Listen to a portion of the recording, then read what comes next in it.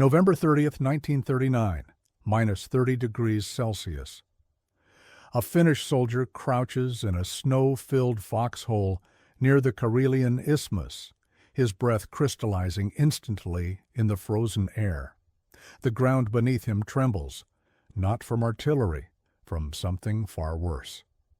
Through the morning mist, he sees them emerging from the forest line, metal monsters, Soviet T-26 tanks, their engines growling like hungry wolves, dozens of them, then hundreds. Over 2,500 armored vehicles are crossing the Finnish border at this very moment, and this young conscript has precisely nothing to fight them with. His rifle might as well be a broomstick. The anti-tank guns that were supposed to protect this position never arrived.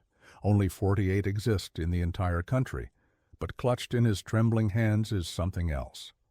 A glass bottle filled with a dark, tar-like liquid. 2 matches taped to its side. His sergeant told him this thing could stop a tank. He did not believe it. Nobody believed it. The man who invented this weapon was mocked by his own military establishment. They called his project unofficial, unauthorized, a waste of time. But in the next 90 seconds, that glass bottle is going to change the course of military history forever. If you are new to this channel, make sure to subscribe and drop a comment telling us where you're watching from. We are building a community of history enthusiasts who appreciate the untold stories that shaped our world. To understand how Finland found itself in this impossible situation, we need to go back to the years before the war. Throughout the 1930s, the Finnish military watched with growing alarm as the Soviet Union transformed itself into an industrial war machine. Joseph Stalin had purged his officer corps, murdered millions of his own citizens, and built the largest tank force the world had ever seen. Finland shared an enormous border with this giant to the east, and Finnish military planners knew that if war came, they would face a mechanized army, the likes of which they could never hope to match. The Finns had studied what happened in Poland.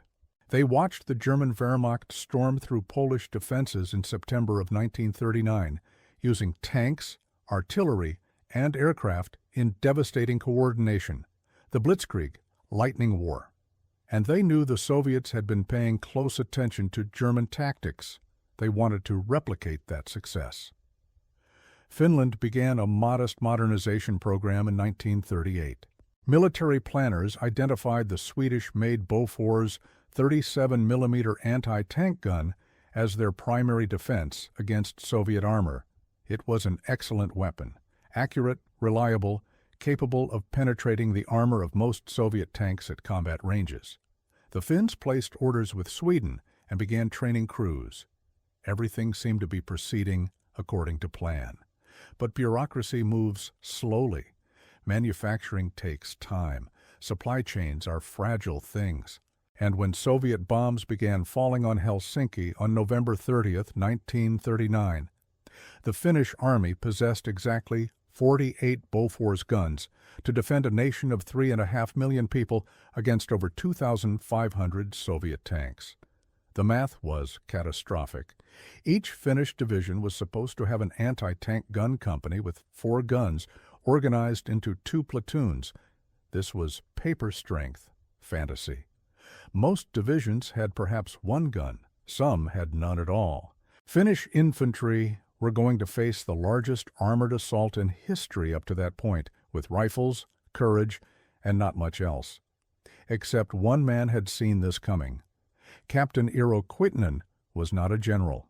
He was not a famous military theorist. He was the commander of a pioneer company at the Korea garrison, a modest posting for a modest officer. But Kuitunen had something many of his superiors lacked. He read foreign newspapers. He followed international developments. And in 1937, while most Finnish officers were focused on traditional infantry tactics, Kuitunen was studying reports from the Spanish Civil War with intense fascination. The war in Spain had become a testing ground for new military technologies. German and Italian forces supporting Francisco Franco were experimenting with aerial bombardment, mechanized warfare, and tank tactics. Soviet forces supporting the Republican side were fielding their own armor. And in the chaos of that brutal conflict, Kitanen noticed something remarkable. Both sides were using improvised incendiary weapons against tanks. Simple glass bottles filled with petrol, with a piece of burning fabric to ignite them. The weapons were crude, dangerous to the user, often ineffective, but they were destroying tanks. Kitanen began to think. Finland could not afford thousands of anti-tank guns. Finnish industry could not manufacture sophisticated anti-tank rifles in the quantities needed. But glass bottles, petrol, tar. These things Finland had in abundance. What if someone could take this crude Spanish weapon and refine it, make it reliable, make it something that ordinary infantry could use effectively against modern tanks? Nobody had ordered Kitanen to pursue this line of thinking. No general had approved a development program. No budget had been allocated. The captain simply decided, on his own initiative, that his country was going to need this weapon and he was going to create it. He reached out to a civilian friend named Väinö Hanula, a merchant with connections in Finnish industry. He recruited 3 young second lieutenants who shared his enthusiasm for unconventional solutions. This modest, unofficial team began their work in the spring of 1937. They had no laboratory, no military funding, no official support whatsoever. They were operating completely outside the chain of command, pursuing a project that their superiors would likely have dismissed as foolish if they had known about it. The first version they tested was almost identical to what the Spanish had used. A simple glass bottle filled with petrol with a piece of cotton waste tied to the neck. They lit the cotton through the bottle at their test target and watched. The results were disappointing. The burning cotton made the thrower visible from hundreds of meters away. Any tank crew would see that flame and open fire before the attacker could get close enough to throw. Worse, the petrol splashed off the target almost immediately. It burned, yes, but it did not stick. It did not spread. It did not penetrate into the vulnerable areas of the vehicle. The weapon was dangerous to use and minimally effective. Kitanen refused to accept this. The team began systematic experimentation. They tried different mixtures, different bottles, different ignition methods. The breakthrough came when they added pine tar to the petrol. Finnish pine tar was cheap and abundant, a byproduct of the country's vast timber industry. When mixed with petrol, in a ratio of about 10 to 20%, it transformed the liquid's properties completely. The mixture became sticky, viscous. When it hit a surface, it clung there like burning glue. It did not splash away. It spread into cracks and crevices. It penetrated ventilation grills. It seeped into engine compartments. And it burned with a ferocious intensity, producing temperatures far higher than petrol alone. The tar also created thick black smoke, which blinded tank crews and made it difficult for them to identify their attackers. 3 benefits from one simple addition. But the ignition problem remained. A visible flame was a death sentence for the thrower. Kitanen reached out to a match factory in Lahti, and one of their engineers agreed to participate in the testing. Together they developed a solution using storm matches. These were special matches designed to stay lit in high winds and wet conditions. By taping 2 12-centimeter storm matches to opposite sides of the bottle with insulating tape, they created an ignition system that would burn for approximately 60 seconds, long enough for the soldier to light the matches, approach the target, and throw the bottle. The flames from storm matches were smaller and less visible than a burning rag, and they ignited the mixture reliably when the bottle shattered. By the spring of 1939, Kitanen's team had a working weapon.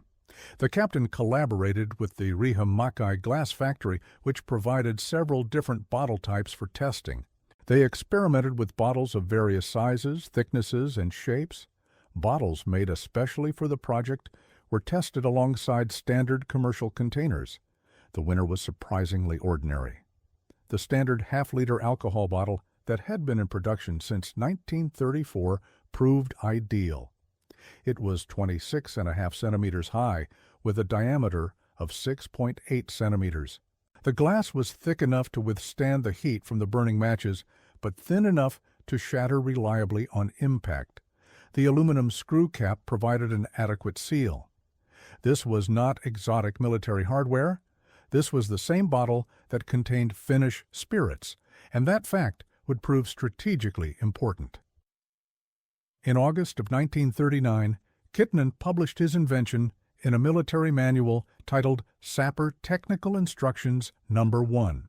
The weapon was officially called a polttopullo, which translates literally to burning bottle. It was no longer a secret hobby project. It was now part of Finnish military doctrine. But being mentioned in an obscure technical manual is not the same as being widely known or appreciated. The grand majority of Finnish soldiers had never heard of the polttopullo. Most Finnish officers had never seen one demonstrated. The military establishment had taken note of Kittinen's work, but there was no sense of urgency. After all, Finland was at peace. Surely diplomatic negotiations with the Soviets would succeed. Surely war would be avoided. Before this story continues, if you are enjoying this deep dive into history, take a moment to hit that subscribe button. Our channel covers the forgotten moments and overlooked heroes that shaped the modern world, and your support helps us keep telling these stories. The Soviets had other plans. On November 30th, 1939, without a declaration of war, the Red Army crossed the Finnish border in force. 21 divisions, over 450,000 soldiers initially, with more pouring in every day. They brought with them approximately 2,500 tanks, predominantly T-26 light tanks and BT series fast tanks. Soviet commanders had watched the German victory in Poland and wanted to demonstrate that the Red Army could achieve similar results. They expected the campaign to last perhaps 2 weeks. Helsinki was less than 50 kilometers from the border in some places. This would be a simple matter of overwhelming force crushing a tiny nation that had made the mistake of refusing Soviet territorial demands. Soviet Foreign Minister Vyacheslav Molotov told the world that Red Air Force planes flying over Finland were not dropping bombs, but delivering food to starving Finnish workers. The bombs falling on Helsinki told a different story. Finnish defenders on the Karelian Isthmus watched the Soviet armored columns approach with a mixture of terror and grim determination. Most of them had never seen a tank in person. The noise was overwhelming.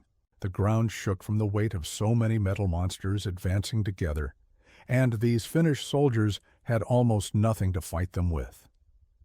The few anti-tank guns that existed were spread hopelessly thin. Rifle bullets bounced off tank armor like raindrops. Hand grenades exploded harmlessly against steel plates. Men watched their comrades attempt to stop tanks with improvised weapons and fail. Some threw logs under tank treads, hoping to immobilize them. Some tried to jam crowbars into road wheels. Desperation breeds creativity, but creativity without effective weapons leads only to brave deaths. Then the polttopullos arrived. Minister of Defense Juho Niukkonen had recognized the approaching catastrophe before most of his colleagues. He understood that Finnish infantry needed something, anything, to fight enemy armor. Learning that the state alcohol monopoly Alko possessed highly efficient bottling plants with automated filling lines, Niukkonen cut through the bureaucratic red tape with a single direct order. Alko was commanded to immediately fill 40,000 bottles with Molotov cocktail mixture. The order came on December 1st, 1939. The first shipment was completed in 2 days. On December 4th, the bottles reached the 2nd Army Corps on the Karelian Isthmus. Finnish soldiers finally had a weapon they could use. The Rajamäki bottling plant became the heart of Finnish resistance. 87 women and 5 men worked around the clock, 24 hours a day, filling bottles with the tar and petrol mixture. The machinery that normally produced spirits for Finnish consumers was now producing weapons of war. Storm matches were taped to bottles. Caps were screwed tight. Crates were loaded onto trucks and rushed to the front. In December alone, the plant produced over 200,000 Molotov cocktails. By the end of the war, the Rajameki facility had manufactured 542,194 of these weapons. Other smaller factories added to the total, bringing overall production to approximately 600,000. The Soviets noticed. When intelligence officers examined recovered bottles, they discovered that many of the caps bore the inscription Alko Rajamaki. In their haste to meet production demands, the factory had used caps already in stock. The Red Air Force received orders to destroy the bottling plant. Over the course of the war, Soviet bombers attacked Rajameki 9 times, dropping 268 bombs of various sizes. Every bomb missed the factory itself, though some landed close enough to shatter windows. 2 concrete towers housing 40mm Bofors anti-aircraft guns protected the facility. The 51st Light Anti-Aircraft Battery expended 627 rounds defending Rajamaki and claimed 2 bombers shot down and 5 damaged. The production never stopped. Meanwhile, at the front, Finnish soldiers were learning how to use their new weapons. Soviet tank tactics in the early weeks of the war were remarkably poor. The Red Army had not yet recovered from Stalin's purges of the officer corps. Experienced commanders had been eliminated or imprisoned. Those who remained were often too terrified to show initiative. Coordination between tanks and infantry was virtually non-existent. Soviet doctrine called for tanks and infantry to advance together, but in practice, the tanks would surge forward, seize a piece of ground, and then churn around aimlessly, waiting for their infantry support to catch up. When the infantry was pinned down by Finnish machine gun fire or simply failed to appear, the tanks would either withdraw or form defensive circles and wait for darkness. This was exactly the opportunity Finnish tank killer teams needed. The Finns developed tactics specifically designed to exploit Soviet weaknesses. When Soviet tanks attacked, Finnish infantry would hunker down in their trenches, dugouts, and bunkers, allowing the armor to pass over them. The tanks would roll forward into Finnish rear areas, their infantry support left behind, engaged by Finnish machine guns and rifles. Then the Finnish close defense teams would emerge. These were volunteer units, squad or platoon-sized, equipped with satchel charges, grenade bundles, mines, crowbars, and Molotov cocktails. They were suicide squads in everything but name. Their casualty rates averaged 70%. But they destroyed Soviet tanks with terrifying efficiency. The attack would begin against the lead tank. One man would throw a smoke grenade or a special Molotov cocktail designed to produce maximum smoke, blinding the tank crew. Visibility inside a T-26 was already poor. With thick black smoke pouring across the vision slits, the crew could see almost nothing. The second man would then rush forward with the killing weapon. Molotov cocktail, satchel, charge. Mine. The target was always the same, the rear deck, above the engine compartment. Soviet tanks of this era had petrol engines, and most designs featured ventilation openings on top of the engine bay. When a Molotov cocktail shattered on that rear deck, the burning mixture poured through those openings directly onto the hot engine. Grease, oil, rubber hoses, fuel lines, everything caught fire. The engine bay became an inferno, but the horror did not end there. In some Soviet tank designs, particularly the T-26 series, the air intake system directed airflow from the engine compartment directly into the crew quarters. When the engine caught fire, that fire was literally pumped into the space where the tank crew sat. The men inside faced an impossible choice: stay inside and burn alive, or open the hatches and face Finnish infantry waiting outside with rifles and submachine guns. Many chose to burn. Those who escaped were cut down within seconds. The Finnish soldiers developed a dark nickname for their weapon, a drink to go with the bread that Molotov claimed Soviet planes were delivering. Thus, the polttopulo became the Molotov cocktail. In forest terrain, Finnish tactics became even more sophisticated.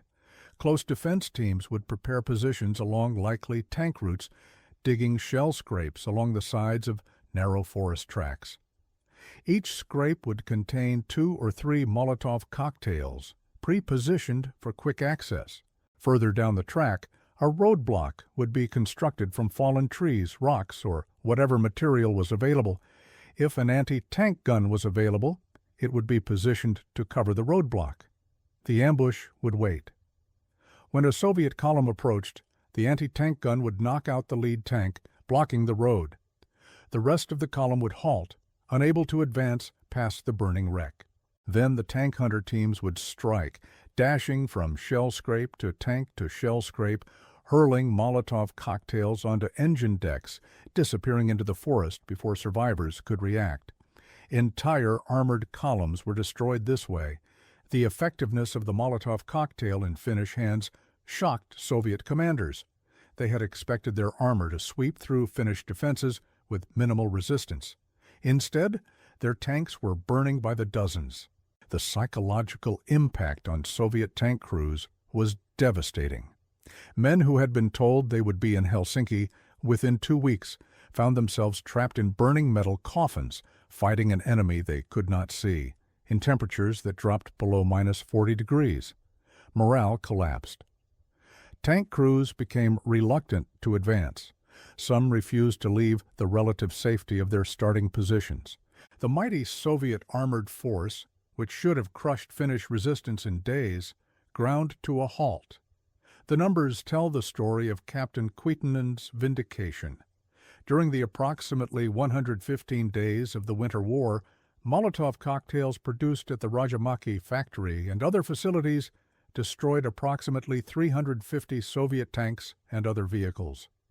350 armored vehicles neutralized by glass bottles filled with petrol and tar, the weapon that military authorities had ignored, the project that had been unofficial and unauthorized, the invention that skeptics had dismissed as impractical, had become one of the most effective anti-tank weapons of the war.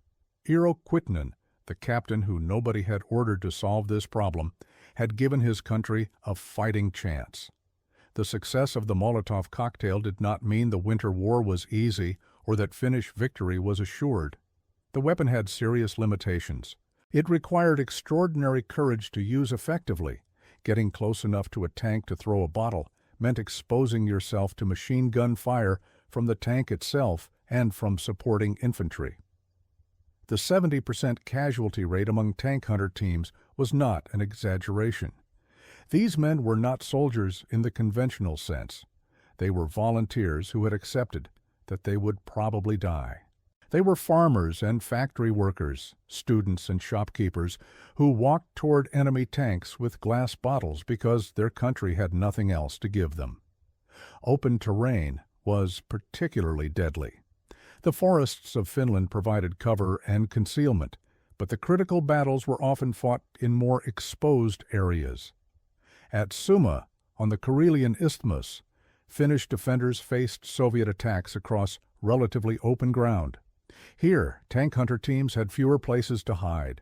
Soviet infantry, even poorly coordinated Soviet infantry, could provide some protection for their armor. The casualty rates climbed higher, yet still they attacked. Still they burned Soviet tanks.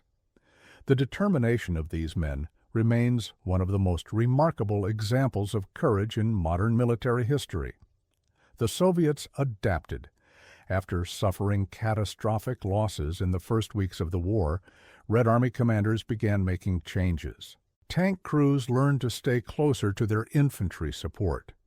When tanks penetrated Finnish lines during daylight hours, they withdrew before nightfall, rather than remain in exposed positions where Finnish tank hunters could stalk them under cover of darkness.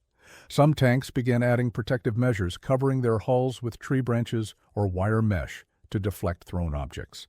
The Finns responded by modifying their Molotov cocktails, adding stones connected with strings to ensure bottles shattered on impact, and wrapping bottles with barbed wire to catch on the mesh. The refinements continued throughout the war. Future Nobel Prize winner Arturi Virtanen developed an improved ignition system using a small glass ampule filled with sulfuric acid. The ampule was placed inside the bottle. When the bottle shattered, the acid mixed with a compound containing potassium perchlorate and sugar, which ignited spontaneously. This eliminated the need for storm matches entirely. The thrower no longer needed to light anything before throwing. The bottle simply broke and the contents ignited automatically. These advanced Molotov cocktails became known as A-bottles, and production began even as the war continued. The tactical lessons learned during the Winter War spread rapidly. International press coverage of the conflict was extensive. Foreign journalists in Helsinki sent reports home describing how Finnish soldiers were stopping Soviet tanks with burning bottles. The term Molotov cocktail entered common usage.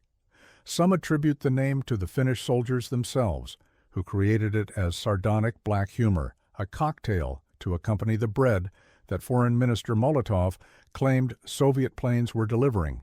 Others credit Professor Alvar Wilska, who worked on the weapon's development and allegedly coined the term because Molotov was Finland's worst enemy.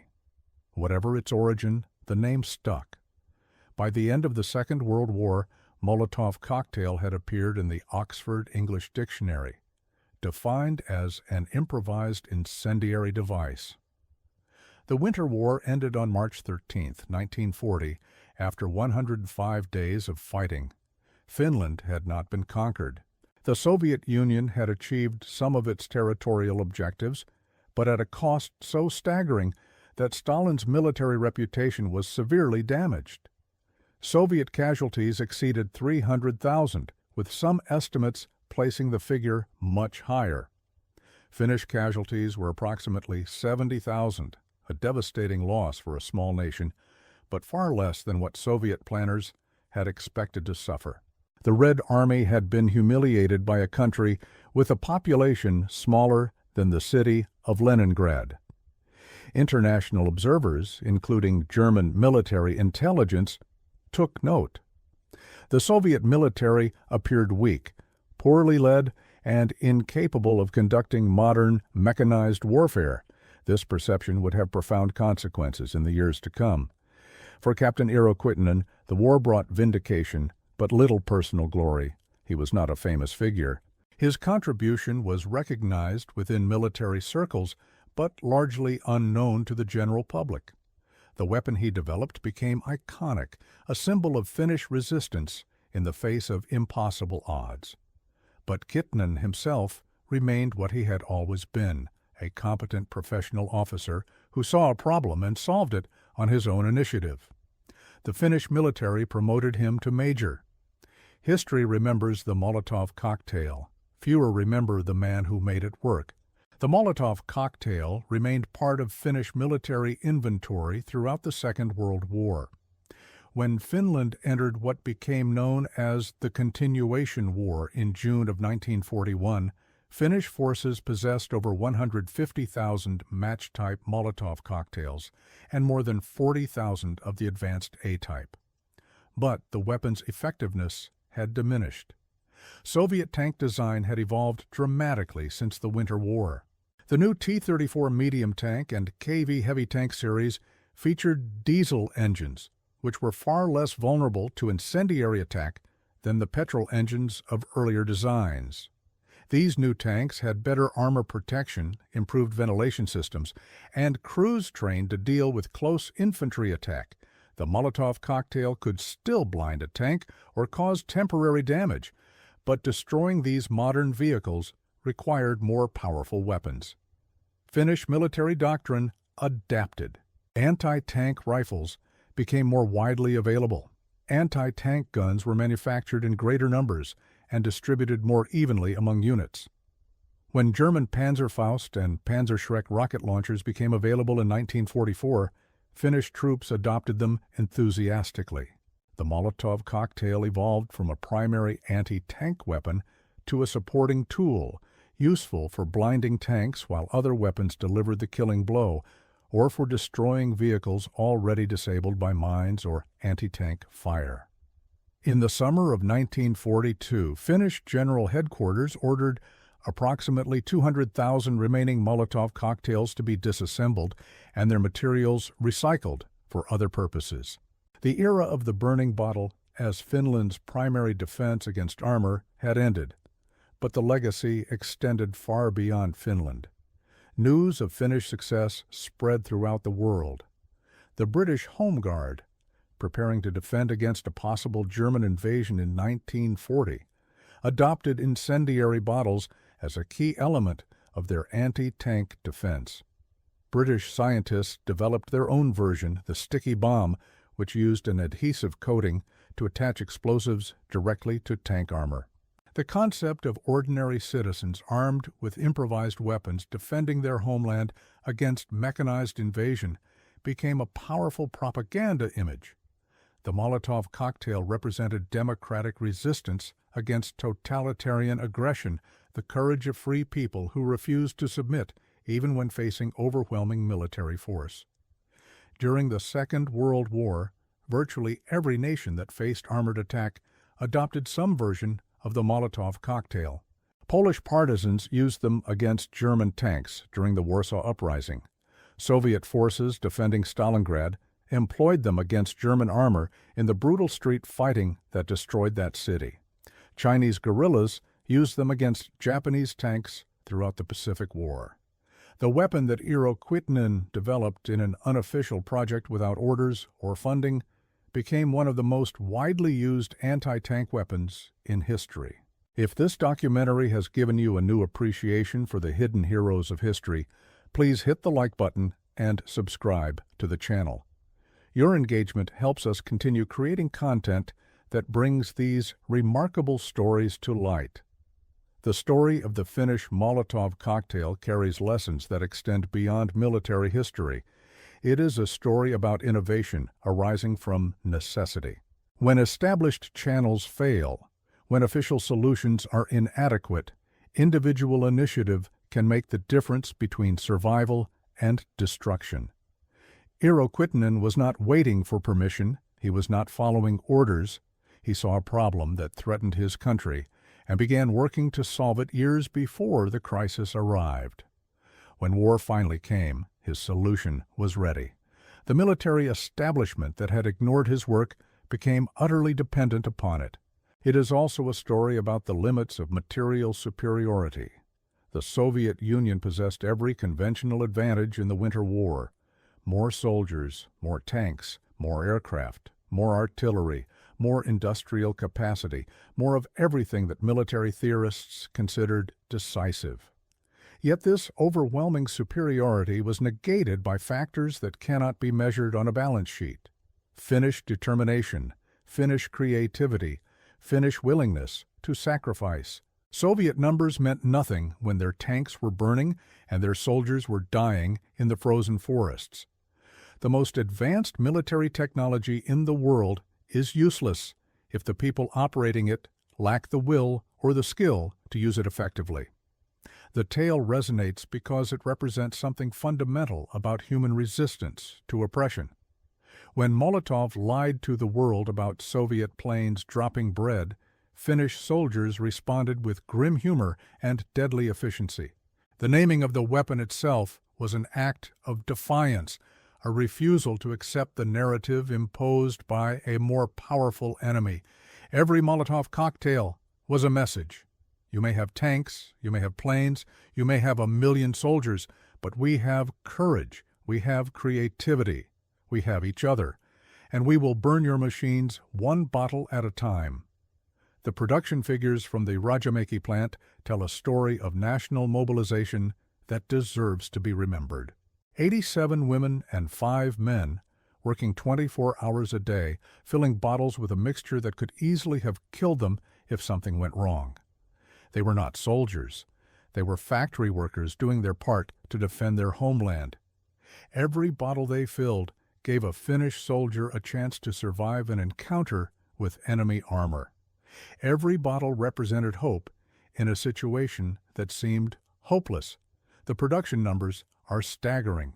Over 500,000 bottles in 105 days from one factory alone. This was not just military production. This was a nation refusing to die. The men who actually used these weapons deserve particular recognition. We speak casually about tank hunter teams without fully appreciating what that role demanded. These were volunteers who knew the statistics. 7 out of 10 would not survive. They accepted this. They trained with wooden practice bottles, learning to judge distances, to time their throws, to identify the vulnerable points on enemy vehicles. Then they walked toward Soviet tanks carrying glass bottles filled with burning liquid, knowing that a single machine gun burst would end their lives. Some were teenagers, some were middle-aged farmers. All were extraordinary. The Molotov cocktail has remained relevant into the 21st century.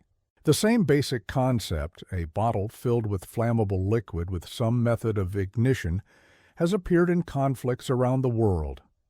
Protesters in streets from Eastern Europe to Latin America have used versions of the weapon. Insurgents and resistance fighters have employed it against occupying forces. The technology is too simple to suppress, the materials too common to control. What Eero Kuitunen refined in 1937 remains accessible to anyone with access to a bottle, some fuel, and a source of ignition. This accessibility is both the weapon's greatest strength and its most troubling characteristic. The ethical dimensions are complex. In Finnish hands during the Winter War, the Molotov cocktail was a defensive weapon used by a small nation to resist unprovoked aggression. The moral clarity of that situation is undeniable. But the same weapon has been used by terrorists, criminals, and aggressors throughout history. The technology itself is neutral. It is the purpose to which it is put, and the context in which it is used, that determines its moral character. Kuitunen developed his weapon to defend his country. Others have used similar weapons for far darker purposes. What remains undeniable is the historical impact. The Winter War demonstrated that mechanized warfare was not invincible. Superior numbers and technology could be negated by determined defenders using terrain, tactics, and improvised weapons effectively. This lesson influenced military thinking throughout the Second World War and beyond. German observers studying the Winter War concluded that Soviet military capabilities had been vastly overestimated.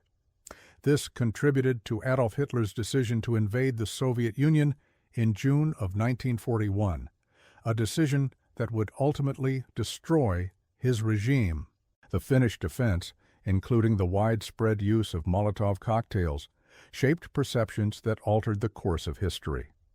The physical remnants of this story survive in Finnish museums. Glass bottles with corroded liquid inside, labels faded but still visible, storm matches secured with wire and tape, photographs of soldiers learning to throw, of factory workers filling bottles, of burned-out Soviet tanks in the snow. These artifacts connect us to a moment when a small nation faced annihilation and refused to accept it. They remind us that weapons of war are ultimately tools, and that the courage of those who use them matters more than the sophistication of their design.